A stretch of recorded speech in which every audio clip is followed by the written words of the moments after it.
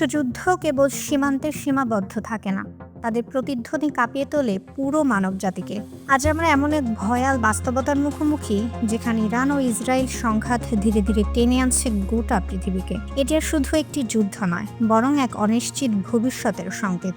অনেকে এখন প্রশ্ন তুলছেন, এ কি তবে বেজে গেল তৃতীয় বিশ্বযুদ্ধের দামামা? ইরান ইসরায়েল দ্বন্দ্ব নতুন নয়। বহু বছর ধরে পারমাণবিক কর্মসূচি, গোয়েন্দা হামলা, সাইবার আক্রমণ সহ নানা ইস্যুতে দুই দেশের মধ্যে চাপা উত্তেজনা ছিল। কিন্তু 2025 সালের জুনে সেই উত্তেজনা বিস্ফোরিত হয় ভয়াবহ এক সামরিক অভিযানে। ইসরায়েল অপারেশন রাইজিং লায়ন নামে এক অভূতপূর্ব আকাশ হামলায় 2 শতাধিক যুদ্ধ বিমান দিয়ে ইরানের পারমাণবিক ও সামরিক স্থাপনায় একযোগে হামলা চালায়। পাল্টা জবাবে ইরান লক্ষাধিক ড্রোন ও ক্ষেপণাস্ত্র নিক্ষেপ করে ইসরায়েলের অভ্যন্তরে। এ ধ্বংসাত্মক আকাশ যুদ্ধ এতটাই তীব্র ছিল যে অনেকে একে দ্বিতীয় বিশ্বযুদ্ধের পর মধ্যপ্রাচ্যের সবচেয়ে ভয়াবহ যুদ্ধ পরিস্থিতি বলছেন।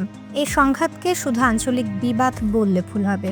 রাশিয়ার এক প্রভাবশালী জেনারেল সরাসরি ঘোষণা করেছেন তৃতীয় বিশ্বযুদ্ধ শুরু হয়ে গেছে। তার ব্যাখ্যা, এই যুদ্ধ এখন কেবল ইরান ইসরায়েলের সীমারেখায় আবদ্ধ নয়, সব আন্তর্জাতিক শক্তি এতে কোনো না কোনোভাবে জড়িয়ে পড়ছে। সামরিক জোটগুলো, দৌড়ঝাঁপ, ন্যাটো, রাশিয়ার পাল্টা কৌশল, সব মিলে এটি এক বৈশ্বিক সংঘর্ষের পূর্বাভাস দিচ্ছে। ইরানের তেল স্থাপনায় হামলার ফলে অপরিশোধিত তেলের দাম বেড়ে গেছে প্রায় 18%, যার সরাসরি প্রভাব পড়েছে জ্বালানি বাজার ও সাধারণ মানুষের জীবনযাত্রায়। হরমুজ প্রণালী ঘিরে উত্তেজনায় আন্তর্জাতিক বাণিজ্য পথে অস্থিরতা দেখা দিয়েছে। বহু দেশ বিমানের রুট বদলাতে শুরু করেছে, ফলে ব্যবসা, ট্যুরিজম ও পরিবহন খাতে ব্যাপক ক্ষতি হচ্ছে। বিনিয়োগকারীদের মধ্যে আতঙ্ক ছড়িয়ে পড়েছে, বিশ্ববাজারে ধস নেমেছে। জাতিসংঘ ইতিমধ্যে মানবিক বিপর্যয়ের সতর্কতা দিয়েছে।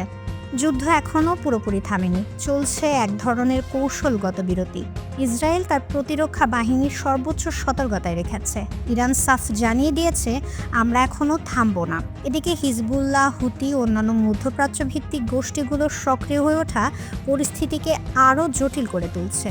প্রতিটি ঘড়ির কাঁটা যেন অপেক্ষা করছে পরবর্তী বিস্ফোরণে। বিশ্লেষকদের মতে, আমরা এখন দাঁড়িয়ে আছি ইতিহাসের এক সংবেদনশীল সন্ধিক্ষণে, যেখানে প্রতিটি ভুল সিদ্ধান্ত, প্রতিটি জবাবই হামলা গড়াতে পারে এক ভয়াবহ বিশ্বযুদ্ধে। বিশ্বযুদ্ধ কখনো একদিনে শুরু হয় না, তা গড়ে ওঠে ছোট ছোট সংঘাত, ভুল সিদ্ধান্ত ও আন্তর্জাতিক জটিলতার মধ্য দিয়ে। আগুন নিভবে নাকি বিশ্ব আবার জ্বলবে? এ যুদ্ধ কোন দিকে গড়াবে তা এখন কোটি ডলারের প্রশ্ন। শান্তি ফিরে আসবে নাকি যুদ্ধের আগুন আরও ছড়িয়ে পড়বে? এ প্রশ্নে থমকে গেছে গোটা দুনিয়া।